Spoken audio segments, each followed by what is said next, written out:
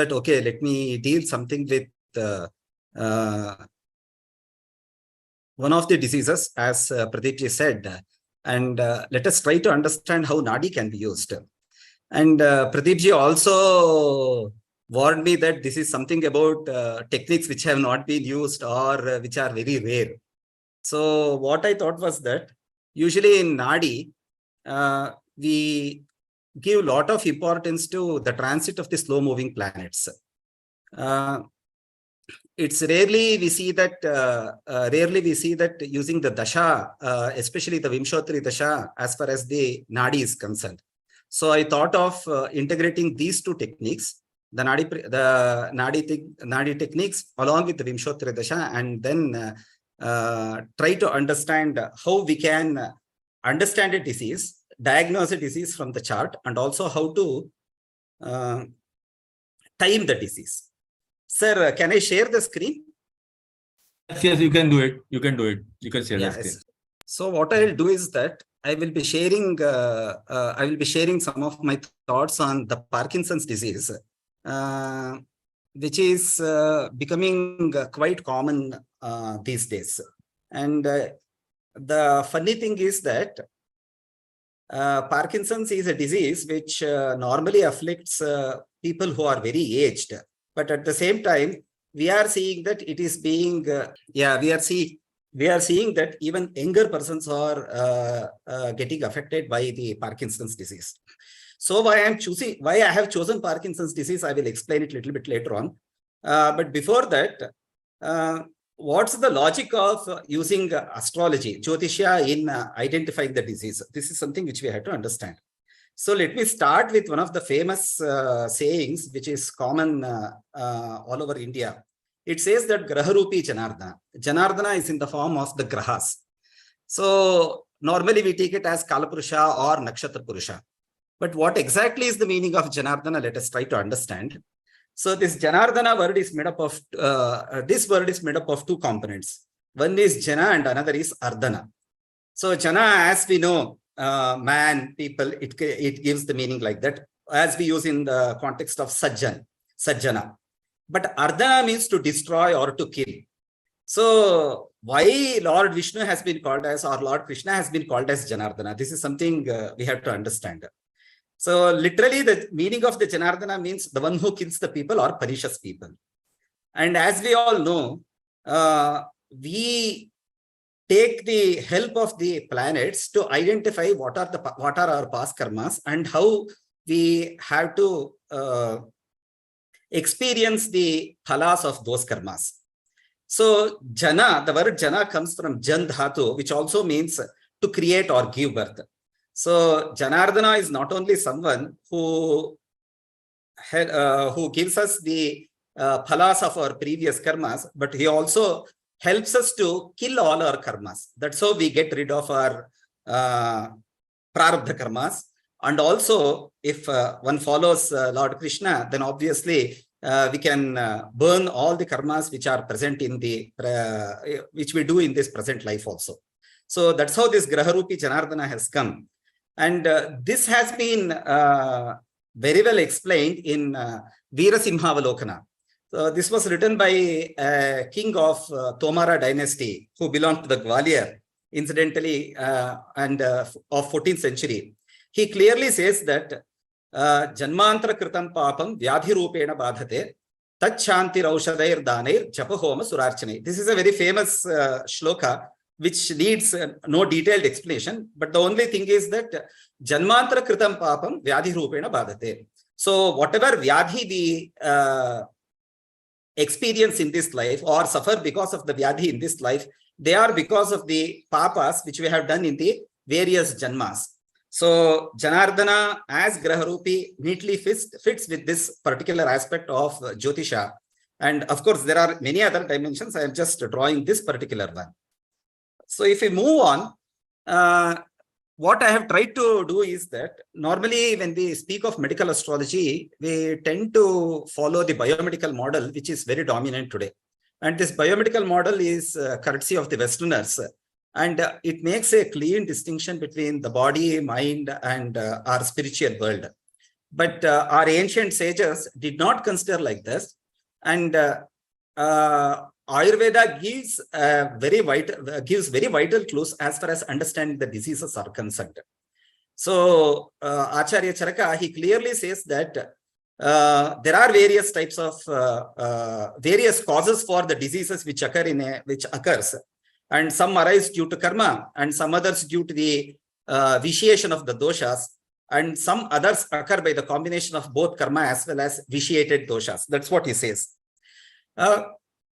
So whatever actions we have performed in previous life, they are called as daiva or causative, daiva as a causative factor. But we have to be very clear when we see a chart to identify whether it is because of Janmantra Krita Papa or karma, or is it because of the activities which we have done in this life, or is there a combination of that? That's why in his Samhita he says that a wise man should not blame any deity, ancestors, or Rakshasas for diseases caused by his own misdeeds. So these misdeeds can be of this Janma or of innumerable Janmas which we may have taken, and the countless Janmas which we have lost in our memory, from our memory. And I don't want to go too much into the details of Ayurveda because the time is very short. This is something which can go on and on and on for I'm not sure I understand. On and on and on. Therefore, I will just speak on some of the basic things which are available to us. And as we all know, there are three types of doshas: Kapha, Vata, and Pitta. And of these, if one of these doshas gets vitiated, what he calls as Kupita, if they get aggravated or if they get angry, that's what Charaka says, then it manifests itself as disease. That's what Charaka, Sushruta, Vagbhata, and all others says. Let me deal with those things later on. It suffices to remember that we should not blame anybody because all our diseases are courtesy ourselves. If at all we have to point finger, then we have to point finger at our own selves. And Charaka also says that the daily life of any person has four components. One is ahara, that is the food we take. Second is achara, what are the actions we perform. The third one is vihara, how well we enjoy ourselves, what is called as manoranjan in these ages. And then vichara, what do we think? So these four components have a direct bearing on the manifestation of the disease at a particular point of time. So he clearly says, Charaka and the Ayurveda Acharyas clearly says that the deeds of an individual are the causative factor of disease. This is the primary thing. So there are certain aspects, obviously, which are beyond a person's control, as it happened with COVID-19, but we are not talking about those things. We are dealing only with things which are diseases which are peculiar to certain individuals. So why I have taken Parkinson's disease? Let me give some justification for this. Parkinson's is a disease which is not fatal. That is, it does not kill the person immediately, but it makes a person disabled. The disabled person can't continue with his day-to-day activities in an easy manner, and he has to depend on others. And according to the global burden of disease, which is estimated by WHO and some of the best universities in the world, Parkinson's is the most common second most common neurodegenerative disorder. So obviously, Parkinson's is related to nerves. And at the first place, stands Alzheimer's or a severe dementia, where a person tends to forget even the names of one's own self. And according to this global burden of disease, between 1990 and 2019, that's a span of 20 years, we see a continuous upward trend in the incidence of Parkinson's disease. There has been a phenomenal, almost 160% increase in the number of patients suffering from Parkinson's. And therefore, it's very vital that astrologers should have some clues about how to identify Parkinson's and whether we will be able to caution our people who come and consult us about the possibility of they being afflicted with Parkinson's and whether it can be avoided. That's the reason, primary reason why I have taken the this Parkinson's disease. And in US and Norway has highest incidence of Parkinson's disease. For example, in the high income areas of North America, there has been a phenomenal increase, a stupendous increase, actually, nearly 300% increase in the 20 years. And Norway has highest number of disabled people as far as the Parkinson's afflicted persons are concerned. Why these two becomes important is that Norway is one of those nations which comes at the top of high income groups countries. Not only high income group, but also they are at the top of even the Human Development Index. So they have very high education, they have a very high standard of living, their freedom of index is very high, and people enjoy a lot, and the state provides them free medical care, almost all free medical care, 99.99%, especially Norway, Sweden, Denmark, in those Scandinavian countries. And as we all know, US is a superpower. So in these countries, there is a, in 20 years, 300% increase is not something which we can neglect. And India is on that path actually now. So I did not get an exact figure for India in the global burden of disease, but what it says is that apart from North America, the next highest incidence is seen in countries like China, and immediately we have India, which is a prominent country in what we today called as South Asia. So we are in third or fourth position actually. So as I told earlier, basically 65 plus age group, this is seen more among them, and a high percentage is among the 80 plus age group. So we can imagine if a person gets afflicted in 65, 66 years from Parkinson's disease, and if they continue to live for 80 years, 90 years, or 90 plus. There was one Norwegian meteorologist, cum geologist, who lived for nearly 95 years and suffered from Parkinson's for nearly 30 years. So how much burden a person has to face and how much family has to face, we can just imagine. So what happens in Parkinson's? I have just given the very broad outline of the symptoms of Parkinson's, what is called as TRAP. So the T stands for tremors, R for rigidity, A for akinesia, that is loss or impairment of voluntary movement, and P is posture. So if you see this older person, we can easily identify that how the person has to bend front, and they will find it very difficult to even perform simple activities like catching hold of an object. So that's known as akinesia. Sometimes there will be severe tremors, they can't control it, and some other times there will be total rigidity. Therefore, these are two aspects which we have to remember. Tremor and rigidity go together, and it gives rise to a lot of pain. And I have seen people who start crying because of the pain which they experience. So what does Ayurveda says about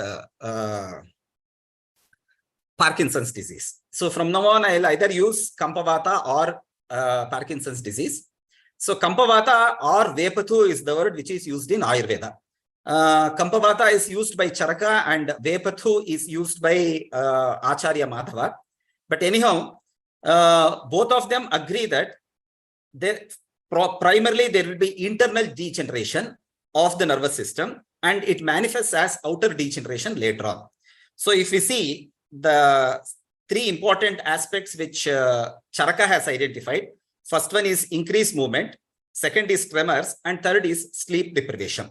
So these are the three things which Acharya Charaka has identified. They are almost all parallel with what the modern doctor says. And incidentally, Dr. Parkinson's identified this disease somewhere around 100 years back, that's all. But Acharya Charaka did it more than 2000 years ago. So Kampavata is called as the name itself says, Kampa means tremors, and that is tremors are because of Vata, that is Vata dosha. what we normally translate as airy, but it's not exactly airy because Vata is a dosha that we have to remember. And Charaka also calls it as Nanatmacha Vata disease or Vyadhi. So it's primarily a Vata disease, but the causative factors are Nana. There are many according to it. And Acharya Madhavakara or Acharya Madhava, he first dealt it in detail. And he also says that excessive use of Katu and Tikta Rasa also leads to Kampavata. Katu is pungent and Tikta is bitter. So if a person has the habit of eating a lot of pungent food items or bitter food items, then Kampavata is quite a possibility. Why this, especially this bitter becomes very important is that nowadays people have the habit, especially if they are diagnosed with diabetes, they think that by chewing neem leaves, by having this methi, then diabetes can be controlled. But anything in excess is not at all good. This we have to remember. Ultimately, anything in excess will lead to vitiation of the doshas, and that will lead to a lot of problems. So obviously, here we have the first clue as far as looking at the chart is concerned.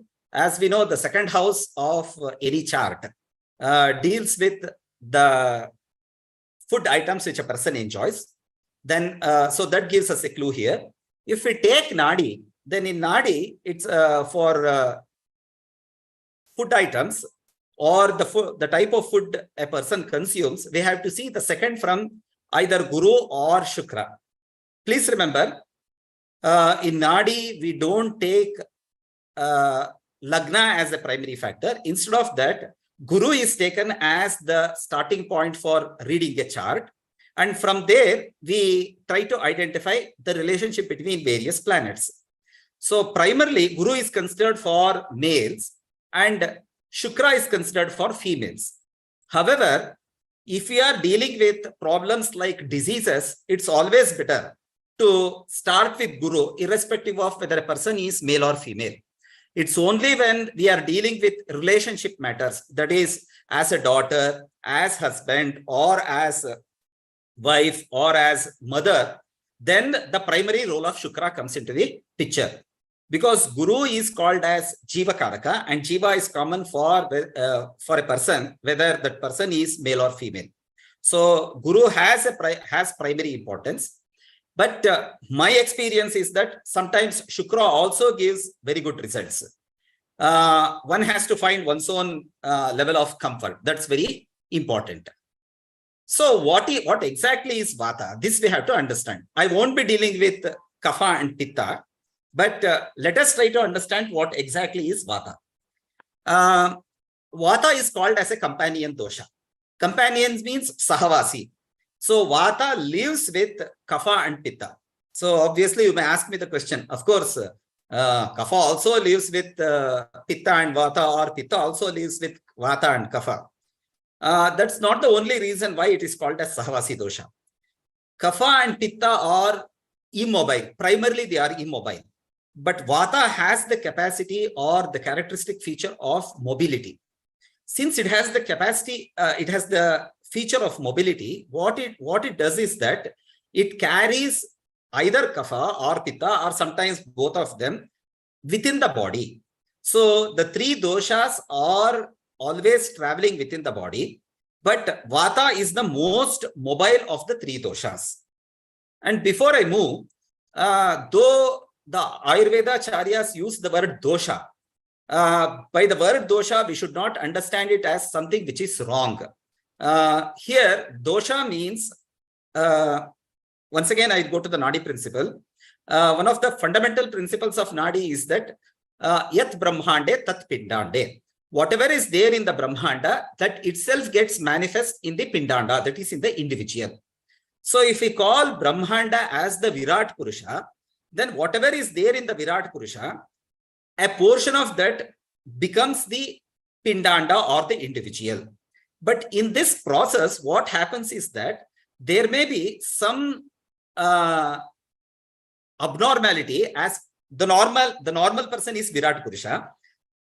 consider like that, there may be some abnormality, and usually there will be some abnormality as far as the individual is concerned. So no person on this earth will have a balanced kapha, vata and pitta. There will be always a predominance of one or the other doshas. This we have to remember. And we can't find a person who is purely kapha person or a pitta person or a vata person. Usually it will be a mixture. Rarely we see, probably it's only among the yogis that we see a purely kapha or vata or pitta person. And as I said, a total balance of all the three is quite impossible to see as far as the Ayurveda knowledge goes. So in that context, dosha is used. When compared to the Virat Purusha, there is a dosha because to that extent, the individual has moved away from the state of equilibrium, from that state of samatva, which the Virat Purusha represents. So what does this vata do? It governs kidneys, uterus, or organs dealing with downward movement. Whenever this vata dosha gets kupita, that is vitiated, then all movements, and especially downward movements, gets affected. So it may be movements like walking, or the movement of the joints, or the bowel movement, the movement of the limbs, all these gets affected. So please remember, I already said that in the Parkinson's disease, one of the primary symptoms is tremors or rigidity. So the person can't control the movement of the fingers or the hand when one is afflicted by Parkinson's disease. Or if it becomes rigid, the person can't hold of a material, for example. So this poses a lot of problem. If it is hand, supposing that if a person is walking and the tremors start, or if there is rigidity, then you can imagine the person may fall and the consequent effects. Therefore, Kambhavata was considered as one of the serious doshas, as for one of the serious diseases. And Vata dosha, especially the diseases arising out of Vata dosha, was considered as the most dangerous diseases by Acharya Charaka. So he identifies 8 agadas are diseases, and out of these, Vata doshas have a predominant role. The diseases associated with Vata doshas are predominant. So what do we mean by vitiation? Charaka and Acharya Madhava says that there will be excess movement. Here, as of now, forget Parkinson's disease. Excess movement. If a person is too active, if a person can't sit for a few minutes, if a person's mind is not calm for a few minutes, if a person can't control his thoughts, then that is called as excess movement. Whenever there are too many thoughts in the mind, automatically what happens is that there will be excess of speech, because the primary characteristic feature of our thoughts is that we want to express it. And also when we express it, we want to hear the reactions of others. So there will be excess speech and hearing.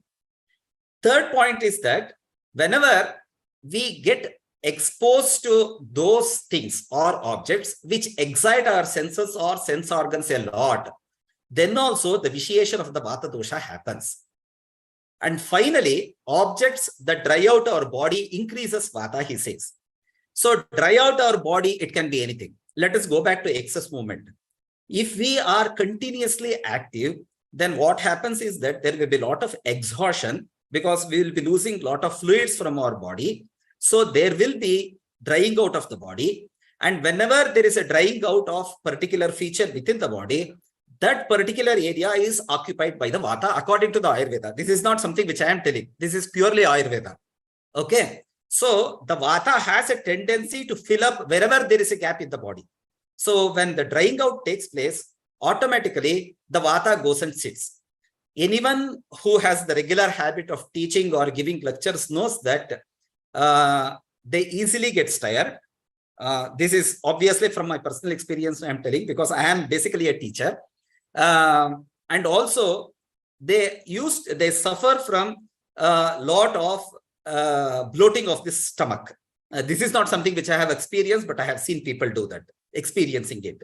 So bloating of the stomach takes place because when we speak, we will be taking the air through the mouth instead of we breathing through our nose. Therefore, the Vata has this tendency to fill our body continuously. And when there is excess of Vata, then the Vata dosha, the vitiation, Vata dosha prakopa takes place, or vitiation of the Vata dosha, Vata takes place.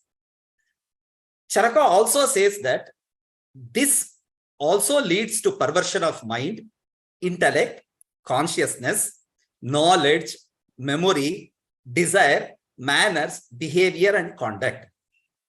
So there are two things here.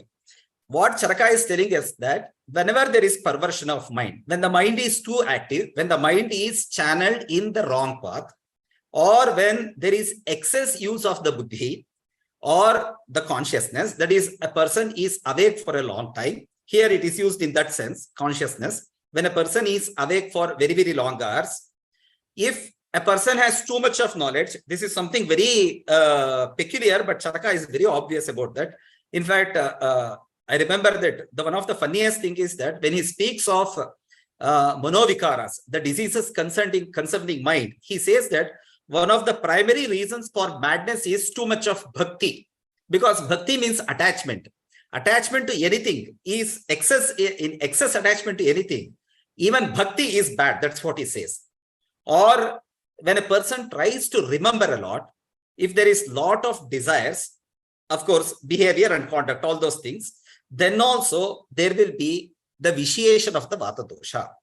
Why I am drawing all these factors into your consideration, I will, in next 2-3 slides, I will try to bring it to your notice. I have another 15 minutes, that's all. But anyhow, I will try to complete as much as possible. So what we have to remember is that basically, Parkinson's disease or Kampavata has two aspects. One is that the Vata, there is Vasta dosha, and there are two gunas of the persons. Actually, sorry, there is a typing mistake. There are two gunas involved. One is Rajo guna and another is Tamo guna. Why these two gunas involved? I will explain it now. And before that, as far as this Vata Kampana is concerned, even modern studies, that is the biomedical model, Western medicine also says that Parkinson's disease is due to anxiety, tension, stress. And they also typically says that moral rigidity or obsessional personality traits that also leads to Parkinson's. Therefore, there is a lot of correlation between what Ayurveda says and what modern medicine says. Why I am bringing this to your notice is not because I want to validate Ayurveda, but I just want to say, I just want to bring to your attention that if we go back to Ayurveda, then we will get a lot of clues.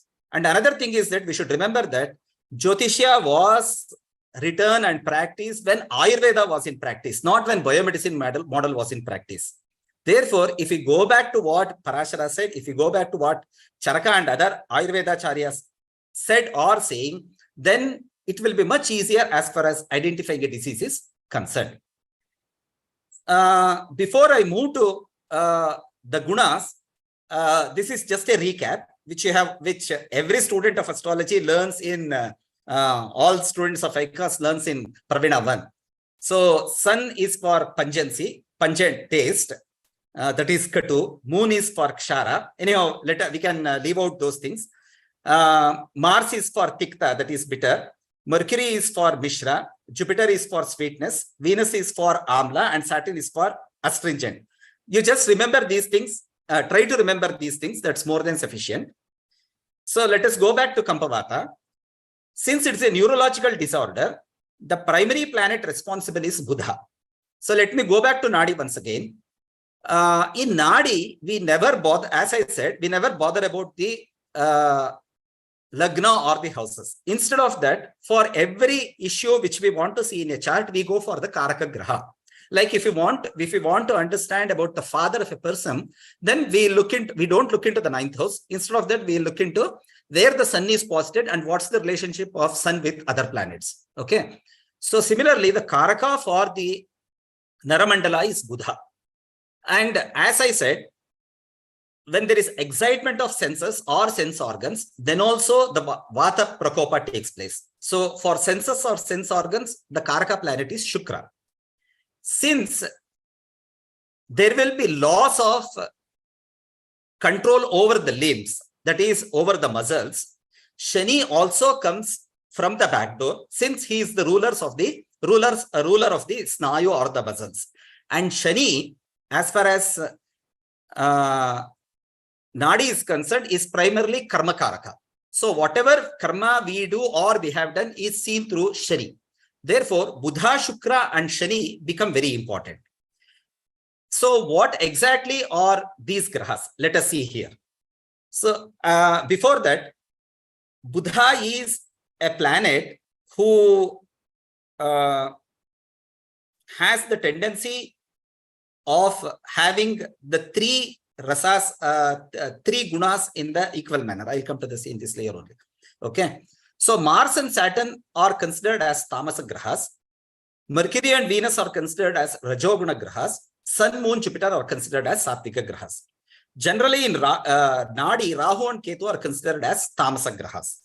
So what exactly is sattvika? Sattvika means a person who is happy always, who is always contented with himself. What is rajoguna? Rajoguna is denotes a person who is very active, who is outward oriented, and who can't sit idly. Tamasa means just opposite of these two. So this is very strange actually, because Mars is considered as the house of energy, but he is primarily a tamasic planet. That we have to remember. Okay. So the planets responsible are, primary planets are Buddha and Shukra. The secondary planet is Moon, because the interplay of buddhi and mind also takes place. And then we have Buddha and Shukra, who are Rajoguna planets, and Moon, who is a Sattvika planet. Okay. So these things we have to remember. It's very easy. It's Buddha and Shukra who have a primary role as far as Parkinson's disease is concerned. Secondary planets are Moon. And to some extent, there should be the affliction by Saturn, that we have to remember. So what is this Rajoguna? Let us try to understand this. In Krishna, in Bhagavad Gita says that Rajo Ragatmakam Vidhi Trishna Sangha Samudbhavam Tannibadhani Kaunteya Karma Sangena Dehinam. So he says Rajas to be of the nature of passion. So this Rajoguna has the nature of passion. So what exactly Rajoguna says is that it is not only activity, but also ambition. This we have to remember. And it is the source of thirst, that is of sensual enjoyment and attachment. That's what Krishna says. So please remember, though we consider diseases as something which came from the past, what we do in this life has a direct bearing on how a disease gets manifested. And in third chapter, he also says that Kama yesha krodha yesha rajoguna samudbhavaha. So kama, that is desires, and krodha, both of them take their birth because of the rajoguna. This is something which we have to give a lot of attention. Whenever there is desire, a person tries to become active. When a person becomes active, he becomes ambitious and he becomes active. And there are two possibilities. Either the person will be able to achieve his aims. If he achieves his aim, then what happens is that he will become more ambitious and he indulges in that activity much more. Supposing that if his aim is not fulfilled, what happens is that he will get frustrated and that leads to anger. That's what Krishna is saying here. So kama yesha krodha yesha rajoguna samudbhavaha. So both of these things, desires and anger, are born out of the rajoguna. So whenever a person is excessively desirous, excessively ambitious, and automatically that person's rajoguna gets activated, and when this rajoguna becomes predominant, then the vata dosha occurs. This we have to remember. This is purely, if we have to call it in modern language, this is purely something related to our lifestyle. What we want to do, how we want to do, where we have to stop. That becomes very absolutely important. So, desire is called by Krishna as Mahashanaha, a great destroyer. So, this becomes, even in second chapter, he says that Sangat Sanjayate Kamo Kama Krodho Vijayate. That was he says. when we get attached, to a particular activity, what happens is that we live in a community, we live in a group, and people who support us, they become, we love them. And people who obstruct our path, we start hating them. So it's not just kama and krodha which comes out of Rajaguna, but also love and hatred also comes out of Rajaguna. These are all things which are totally under our control, which we have to remember. So why the question automatically comes in our mind. Why is it that Buddha, who is Buddhi Karaka, is playing this game?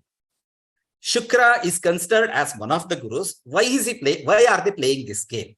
So the clue for this lies in the one of the other Nadi principles, which has been explained by our Guruvar and Honorary National President Shri A.B. Shukla.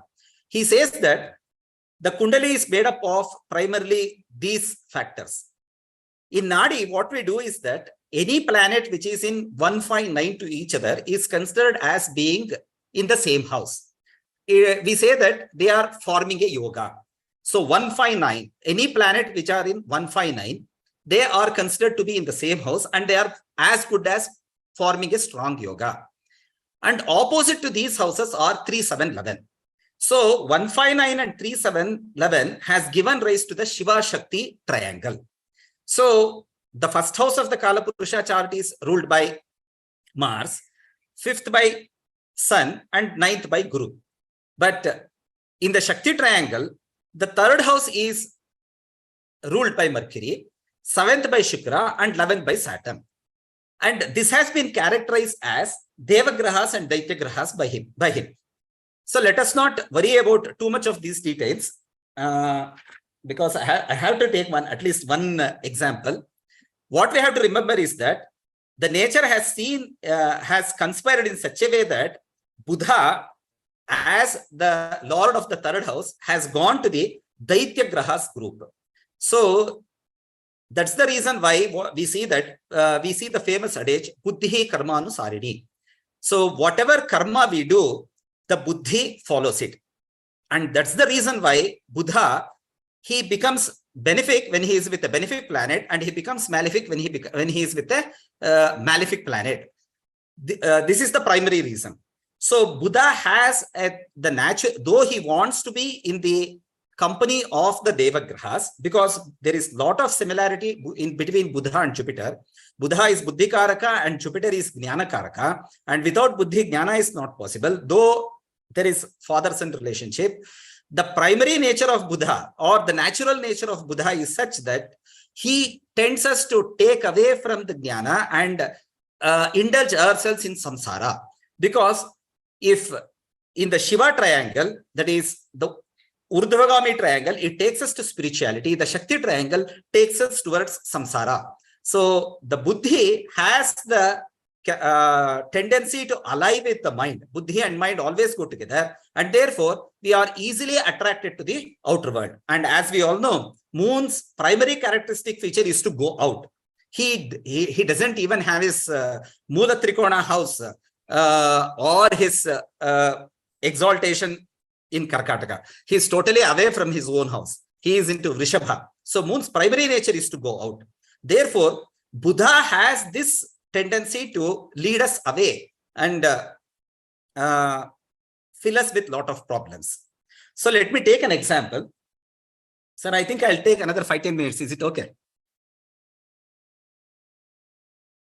Dr. Soumya, not a problem. Yeah, yes, sir. Okay, thank you, sir. So this is a horoscope of a very, very devout Brahmin. He never misses doing his Sandhya Vandana. He never misses his puja. Though an advocate by profession, he has learned the Vedas, okay, and a very successful advocate. He has such a phenomenal memory that he is suffering from Parkinson's disease, but there is a long queue before his house as far as clients are concerned. Courtesy Corona, he conducts all his arguments through online. And when he is conducting his arguments before the High Court judges, He neither experiences tremor, he neither experiences rigidity. His speech is very, very clear. And while arguing, he remembers all the case laws, including the page number in the All India Review. So you can just imagine the amount of knowledge he has. A very successful and rich person and a great philanthropist. But he suffers from Parkinson's disease. So why is it that? Let us see. I have given sufficient clues already, but let us see a little bit more. So this I have already dealt with. Why I have put this here? If we take, there are two issues here. Venus is Kafadhikyo Anilatma and Jupiter is only Kafa Prakriti planet. So Venus has the Prakriti of both Kapha and Anila. Therefore, Venus comes as a planet who aids Mercury and gives us Parkinson's disease. Okay. So 1949 born male, I have put both the charts. For obvious reasons, I have not given the full details, but this is a genuine chart. If anybody is really interested, then I will share it personally. I didn't want to put it publicly. I'm open for that type of sharing. Okay. So this is the chart. As I said, for clarity's sake, I will just read the chart. The ascendant is in Kumbha. So Kumbha Lagna. The second house, that is Meena, has Rahu. Fourth house, Vrishabha, has Mars, retro Mercury and Sun. Fifth house has Venus. Sixth house has there are no planets. In the seventh, Simha, we have Saturn. Eighth, we have Ketu. In ninth, Moon. And in the 12th house, that is Makara, we have retro Jupiter, who is also Nicha. Okay. This is the D1 chart. I won't be dealing with D9 or any other chart because I will be demonstrating the Parkinson's disease and the timing of it with the bare minimum principles. So, as I said earlier, in Nadi, we have to look into the relationship between the planets which are in 159 and the planets which are in 3711. So, to simplify things, what we do in Nadi is that we put something called as directional chart. I have already put it. So, please see here. So, the directions are quite obvious. The upper direction is north. If we move clockwise, we come to the east, then south, then west. So, in the north, we have Rahu. Rahu is in Meena, please remember. Then in the east, we have Saturn, Shani. If we come to the west, we have Mars. If we come to the south, sorry. If we come to the south, we have Mars, retro Mercury, Sun, Ketu, retro Jupiter. And then in the west, we have Moon and Venus. So, in Nadi, what we do, we take Jupiter as the reference point. So, as far as Jupiter is concerned, the planets which are in 159 are considered as to be having a very strong yoga. So, as you can see, Jupiter has a strong relationship with Mars, Mercury, Sun, Ketu. Jupiter himself is retro and Mercury himself is retro. And as in regular astrology, Parashari astrology, in Nadi also, a Vakri planet is considered as disease-giving, Roga Karaka. So there are two primary issues in this particular area only, and there is a strong conjunction. There is one more principle in Nadi, which is that any planet which is immediately next to which is immediately in the next house is considered as the future. And any planet which is immediately behind it is considered as the past of the person. Okay. So we can, let us try to understand it through this direction chart. Let us take Jupiter here. Jupiter in his past has Saturn, that is Karma Karaka. So from the past, from his previous birth, what the person has brought is that he wants to be a totally industrious person. Absolutely. Even his previous life, he was like that only. Okay. Same thing applies to all these things. His energy, his buddhi, his atma, and his whatever obstructions he faced, all are characterized by the Saturn from the previous birth. But this Saturn himself has Rahu in the 12th, immediately behind him. So this Rahu, as we know, denotes Papa Karmas. So there was some Papa Karmas in some of the previous births that has led to this particular birth. This much is evident here. What there is in the future, let us see. In the future, for Jupiter, from Jupiter, if we move clockwise, we have Moon and Venus. So the mind is towards what? Venus. And in South India, the combination of Chandra and Shukra is also considered as a form of Gajakesari Yoga, just as Jupiter and Moon. The only thing is that it may not be as benefic as Guru Chandra Yoga. So the combination of Moon and Chandra and Shukra there may be some afflictions here also. So since we have seen here, the mind is more towards what? All the karakattvas of the Venus. That is sensual pleasures and also jnana, the worldly knowledge. That's what we see here. Okay, sorry. That's what we see here in the future. Why the person did not get Parkinson's disease from the birth itself, that we have to see only through the movement of the slow planets. But let us not worry about that, because we know when the Parkinson's disease started, and I will try to demonstrate it. So the person was diagnosed with Parkinson's disease in 2016. Okay. How did it start? There were slight tremors in fingers and sometimes very rarely in the palm. And he was on medication only for BP. Even now, the person does not suffer from diabetes or any other affliction. It's purely Parkinson's. What the doctor said is that probably it started at least 10 years back. I will be skipping some slides here.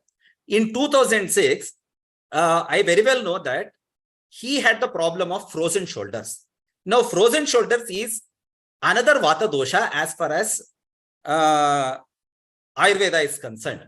So it may be coincidence here that exactly 10 years. Don't take the 10 years as a standard rule, because that's what the doctors in the modern medical doctor said. But incidentally, it so happened that in 2006, the person suffered from frozen shoulder. And the doctor said that probably because of BP, he is suffering from frozen shoulder, and they gave the medicine only for blood pressure.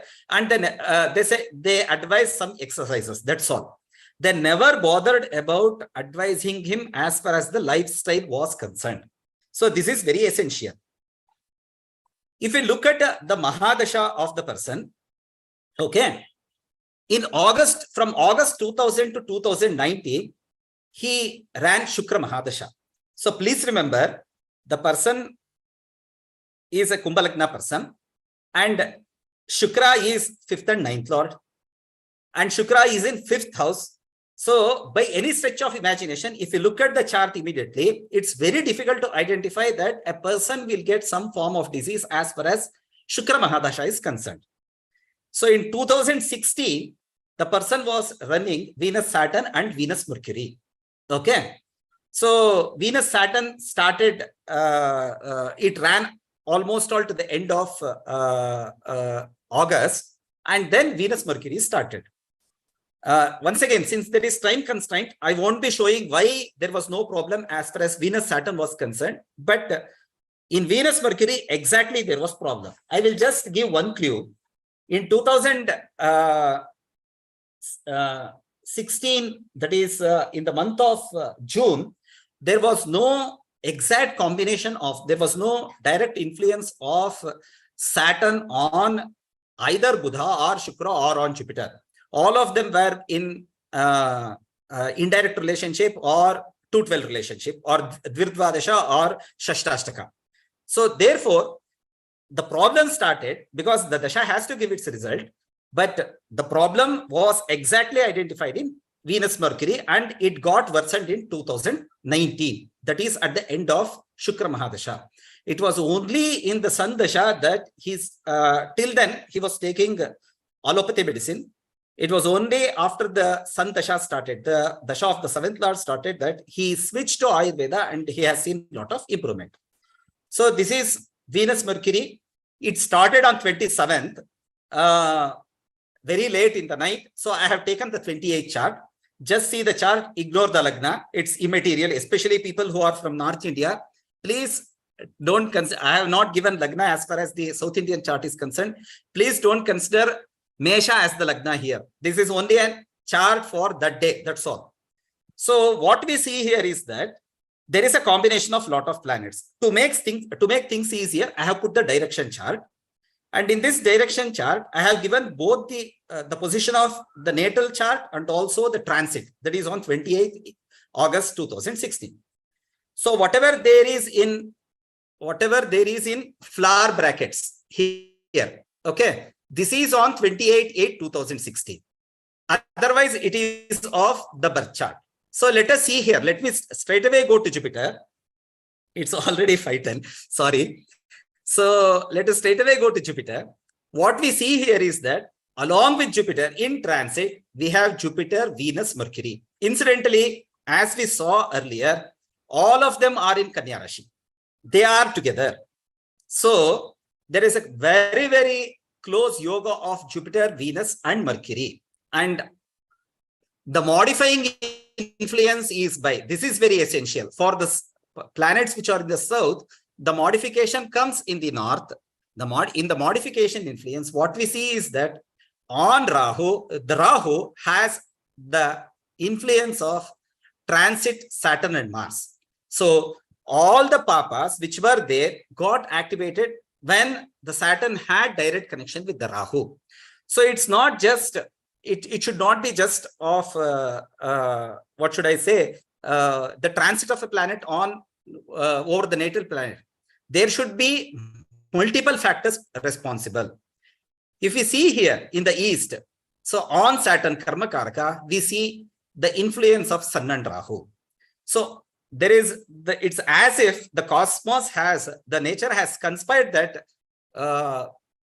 all of this should get influenced. So obviously question is that how Venus comes into the picture. Please see here. For Venus, the Sun Rahu is the modifying principles. Venus is already getting influenced by Saturn because for Venus in 7th we have Saturn and Sun Rahu are giving their effects. So a series of events are in the sky conspired that the person should suffer from the Parkinson's disease.